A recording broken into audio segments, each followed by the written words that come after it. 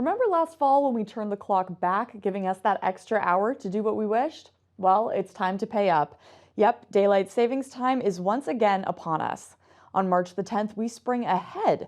The good news is we get to see more sunlight in the evenings. The bad, our body clocks are bound to be tested in the near future. How do Arlington residents feel about these traditions of the fall and spring equinox? Here's ACMi News correspondent Amanda Lucius with reaction. It's March 1st as we're recording this, and as winter slowly draws to a close, daylight savings time is just around the corner. But does the concept invented in 1918 to conserve energy still hold up in 2024? I think we should not go back and forth and just pick a time, and preferably one that is later in the day in the winter. I would just as well have the time be consistent throughout the year and then have sort of more natural alignment with peers in other nations.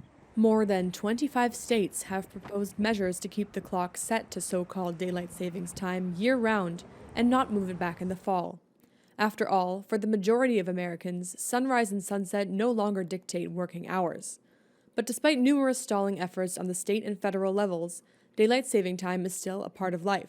I think our world's changed a lot. A lot of our, industries have changed. If we were, going out in the fields, that would make a lot more sense. But I don't see a ton of benefit now, and it's kind of just something that everyone has to adjust. And, you're late one day or you miss a flight. I don't see the return on investment at this point. Just like the rest of the East Coast, Massachusetts is set to spring forward 1 hour on Sunday, March 10th. That means 1 more hour of daylight in the evenings, a welcome relief from the early nights and pitch black work commutes.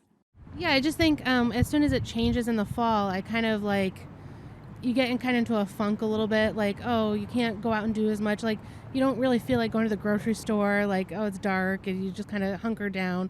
Yeah, I tend to get out of work around 6, and I really like to see the sunlight at some point during the day. So having the sun still in the sky when I'm leaving is great. But for people who think the extra hour of daylight comes with no strings attached, think again. Changing the clock can uproot hard-earned routines and structures at home and in the workplace. I teach elementary school, and daylight savings time is a disaster for my students. It is such a hard switch twice a year for them, and my students thrive off of structure, and to have such a massive shift in their day really throws them off, and it takes multiple weeks to get us back on track to where we were before. From the corner of Mass and Park Ave for ACMi News, I'm Amanda Lucius. We set the clocks forward promptly at 2 a.m. on March 10th.